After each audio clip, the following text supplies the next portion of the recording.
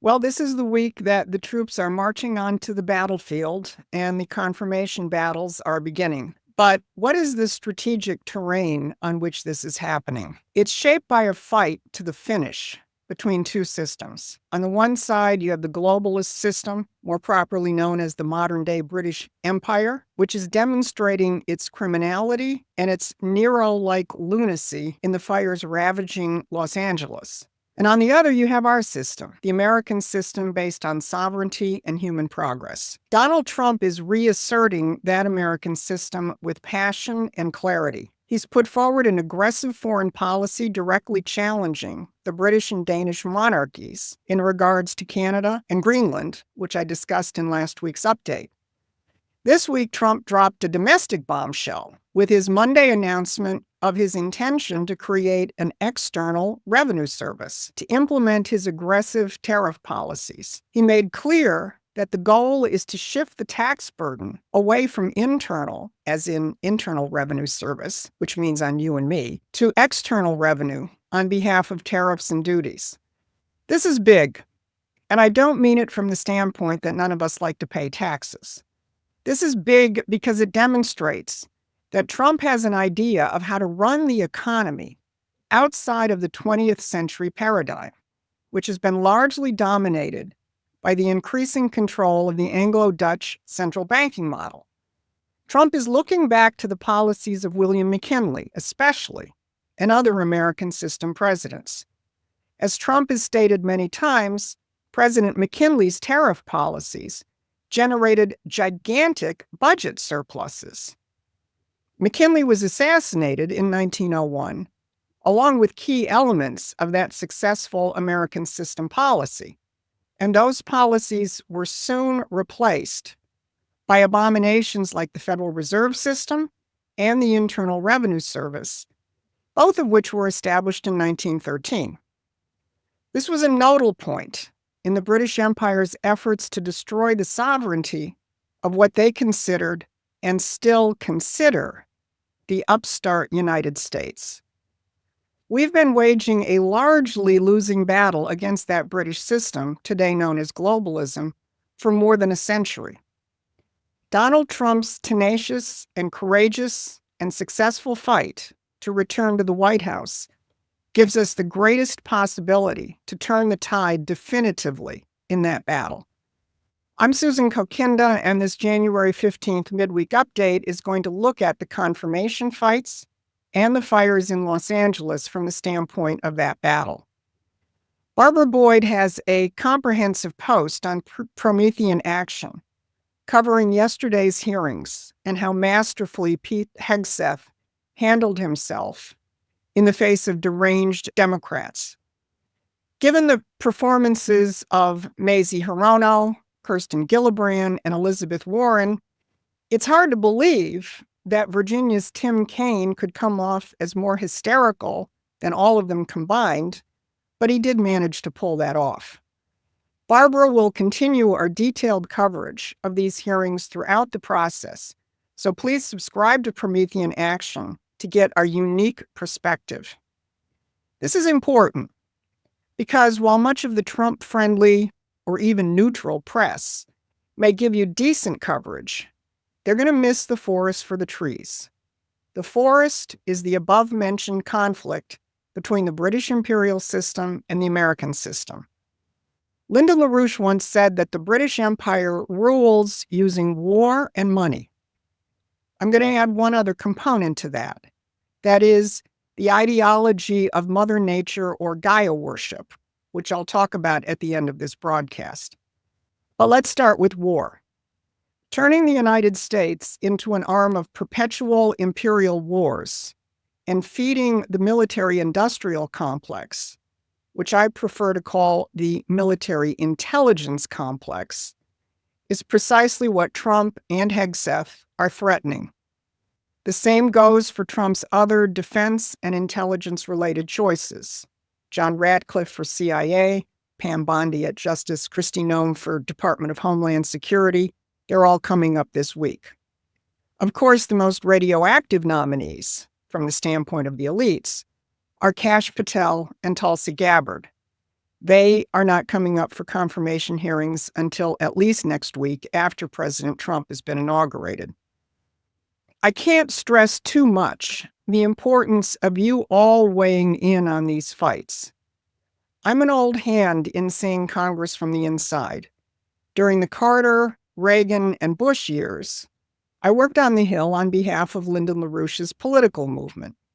I saw how the phone calls and letters and visits actually did impact the Congress.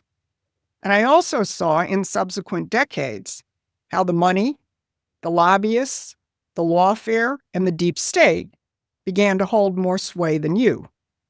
We haven't reversed that completely by any means, but there is no doubt that the mobilized and increasingly informed Trump base is having an enormous effect in this fight. So keep it up. Now, those nominees I just mentioned kind of cover the war side of how the British control us. Let's look at the money side. Two critical nominees this week are Scott Bessent at Treasury and Russ Vought at OMB. Let's see how Bessent acquits himself in his confirmation hearings. A lot of people have their panties in a bunch because he worked for a George Soros investment firm.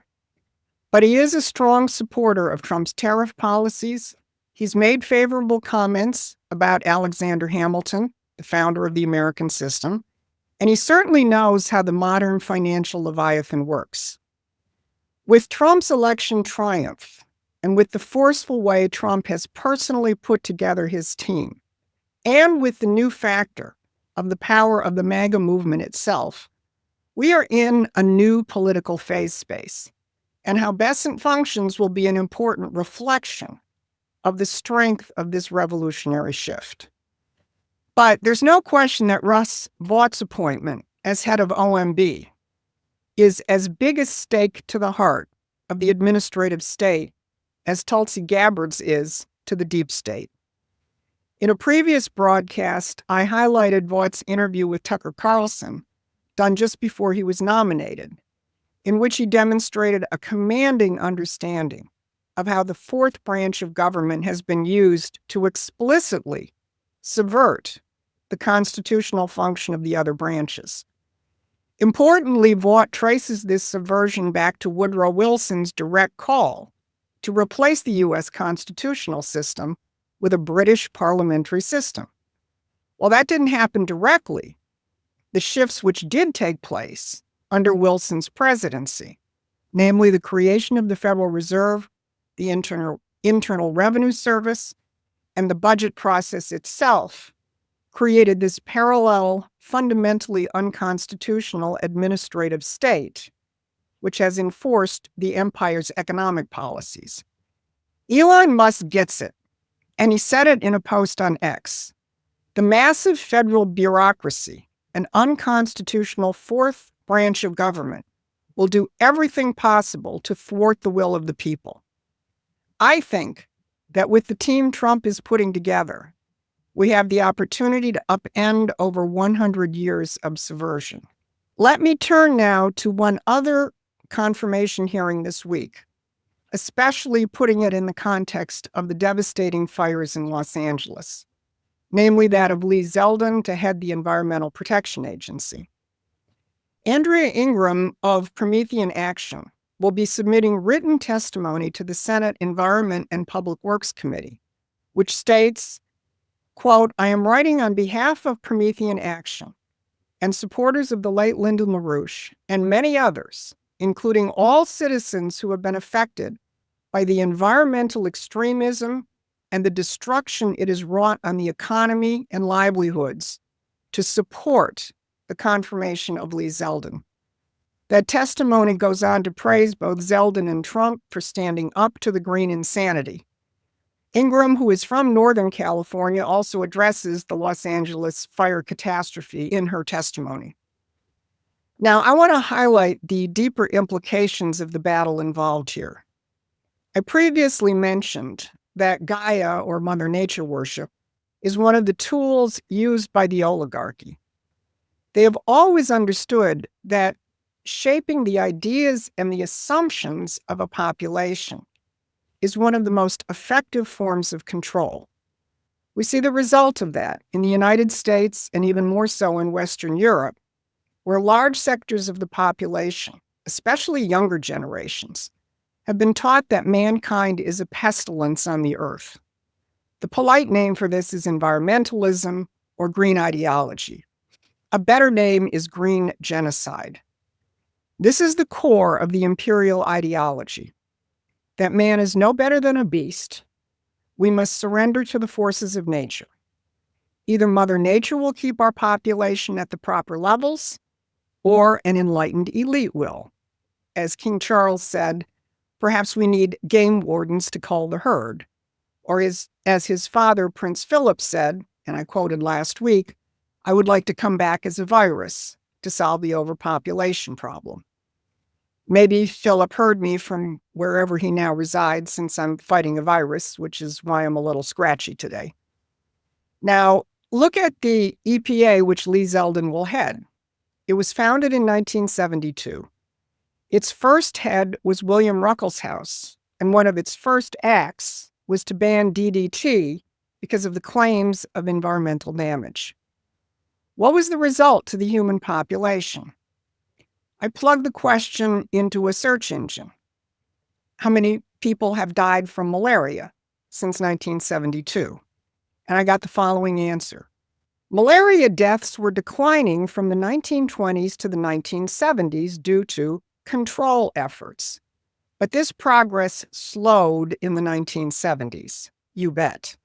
Since DDT was banned, anywhere from 500,000 to 1 million people per year die of malaria. The imperial worldview rejects the injunction in Genesis that because we are in the image of the Creator, we are to be fruitful, multiply, and exert dominion over nature. And we have the mandate to use our creativity to solve the problems that Mother Nature throws at us. That defines the advance of civilizations over the millennia. Water management is not rocket science. The Egyptians figured that out thousands of years ago when they developed irrigation systems to harness the power of the Nile. Now, I'm not going to dig too deeply into the causes of the Los Angeles fires. Others are doing an excellent job. Devin Nunes, who was a California farmer before he became a congressman, gave a concise interview with Maria Bartiromo the other day, which hit at the heart of the green insanity. He talked about the destruction of water management, the logging industry, and farming, all of which are critical to preventing the conditions that lead to forest fires. Michael Schellenberger's interview with Tucker Carlson deepens those aspects of it, and he also gets to the other side of the problem, the draconian budget cuts to fire departments and forest and water management, which have left the California population at the mercy of Mother Nature. So, what do rabid environmentalism and budget cutting have in common? They rule out the role of the human mind in making decisions as to how to manage our relationship with nature. In the case of environmentalism, Gaia gets to make those decisions. In the case of budget cutting, money gets to make those decisions. Both of these are antithetical to the proper role of a sovereign nation. One of the principal functions of a national government is to shape the entire nation's relationship to the physical universe. Regimes which reject that responsibility and fail to do that will suffer the political fate of California Governor Gavin Newsom and Los Angeles Mayor Karen Bass. The first steps in the complicated process of recalling Newsom have been taken, and a Change.com petition to recall Bass has now over 100,000 signatures. So empires, by their very definition, are doomed because they reject the necessity of abiding by universal principles. Republics are different because that is our standard. When we say one nation under God, we are saying that there are knowable principles, and it is our responsibility to govern ourselves according to those principles. On January 20th, I think we will begin to get the idea, once again, of how that works. So go to the Promethean Action website, keep up with the confirmation fights, tune in for Barbara's Saturday update. I want to thank you for listening. Thanks for watching. Please take a moment and subscribe to our free newsletter at prometheanaction.com.